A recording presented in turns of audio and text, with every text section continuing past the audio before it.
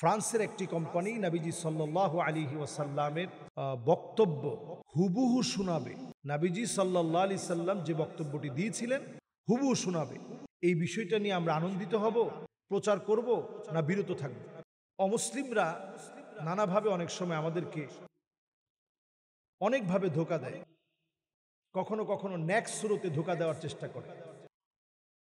Next শুরুতে যখন ধোকাটা দেয় তখন আমরা অনেক সময় ধোকা খেয়ে একেবারে বোকা বনে যাই। আমারও চোখে পড়েছে এই বিষয়টি। ফেসবুকে সমানে আমরা শেয়ার করছি যে ফ্রান্স দায়িত্ব নিয়েছে 2030 সনে নবী করিম সাল্লাল্লাহু আলাইহি ওয়াসাল্লামের ভাষণ বক্তব্য সরাসরি আমাদেরকে ডেলিভারি দিবে। অনেকে দেখছি আবেগী মুসলিম হয়ে লিখতেছে সুবহানাল্লাহ, আলহামদুলিল্লাহ, আল্লাহু আকবার।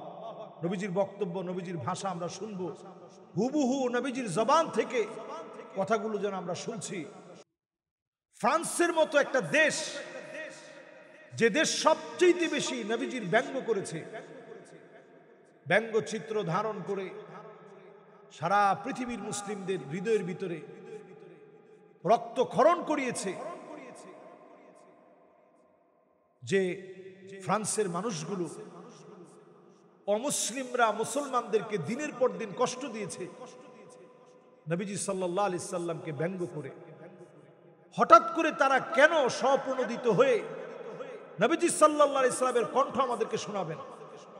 ফ্রান্সের ওই কোম্পানির দাবি হচ্ছে আমরা যে কথাগুলো বলে থাকি বাতাসের মধ্যে সেই কথাগুলো থেকে যায়। এই যে আমরা এখন কথা বলছি বাতাসের মধ্যে এই কথাগুলো সব থেকে যাবে, এগুলো মুছা যাবে না।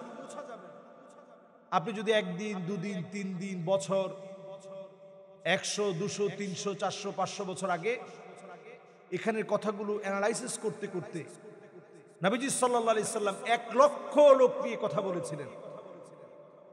এই 1 লক্ষ মানুষের সমাগমে যে কথাগুলো বলেছিলেন, হাজ্জাতুল ওয়াদা, বিদায় হজের ভাষণ হিসেবে যে ভাষণ প্রদান করেছিলেন, সেই কথাগুলোই বাতাস থেকে তারা তুলে এনে আমাদেরকে শোনাতে চায়।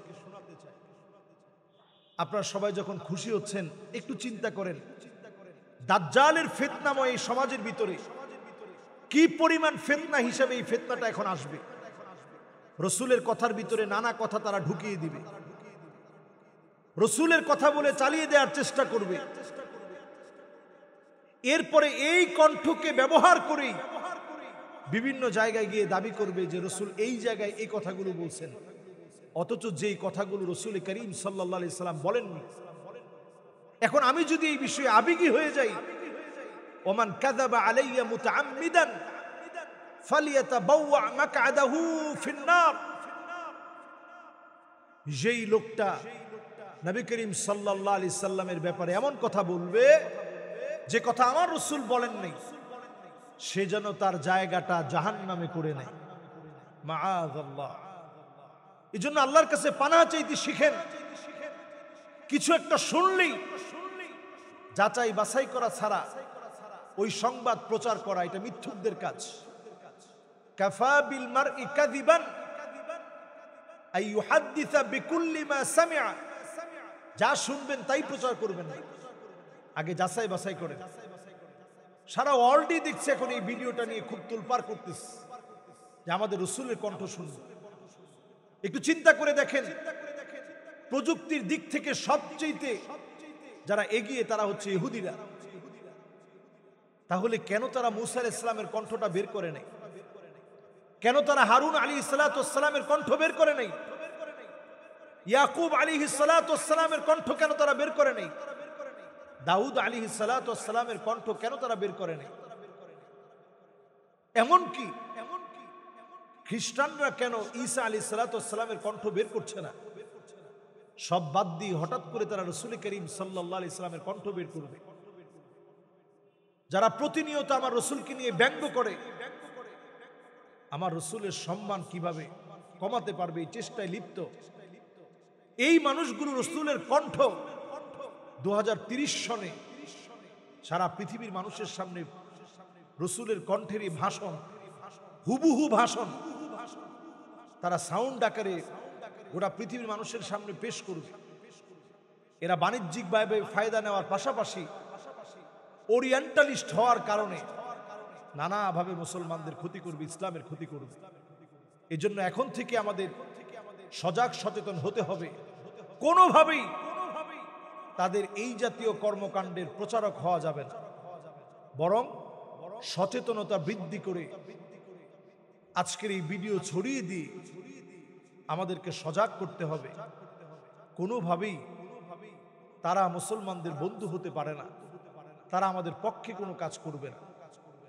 এই জাতীয় ভিডিওর সাথে আমাদের ইসলামের কোনো সম্পর্ক নাই। এগুলো আমাদের জন্য নয়, বরং তারা এই ফিতনা, দাজ্জালের ফিতনা দিয়ে আমাদেরকে ধ্বংস করার চেষ্টা করবে। আল্লাহ আমাদেরকে বোঝার তৌফিক দান করুক। আসসালামু আলাইকুম ওয়া রাহমাতুল্লাহি ওয়া বারাকাতুহু। যে কথা আমার রাসূল বলেন নাই, সে যেন তার জায়গাটা জাহান্নামে করে নেয়, মাআযাল্লাহ। এই জন্য আল্লাহর কাছে পানাহ চাইতে শিখেন। কিছু একটা শুনলেই যাচাই বাছাই করা ছাড়া ওই সংবাদ প্রচার করা, এটা মিথ্যুকদের কাজ। কাফা বিল মারই কাযিবান আই ইউহাদ্দিসা বিকুল্লি মা সামিআ। যা শুনবেন তাই প্রচার করবেন না, আগে যাচাই বাছাই করেন। সারা ওয়ার্ল্ডই দেখছে এখন এই ভিডিওটা নিয়ে খুব তোলপাড় করতেছে যে আমাদের রাসূলের কণ্ঠ শুনবে। একটু চিন্তা করে দেখেন, প্রযুক্তির দিক থেকে সবচেয়ে যারা এগিয়ে তারা হচ্ছে ইহুদিরা। তাহলে কেন তারা মূসা আলাইহিস সালামের কণ্ঠটা বের করে নাই? কেন তারা হারুন আলাইহিস সালামের কণ্ঠ বের করে নাই? ইয়াকুব আলাইহিস সালামের কণ্ঠ কেন তারা বের করে নাই? দাউদ আলাইহিস সালামের কণ্ঠ কেন তারা বের করে নাই? এমনকি খ্রিস্টানরা কেন ঈসা আলাইহিস সালামের কণ্ঠ বের করছে না?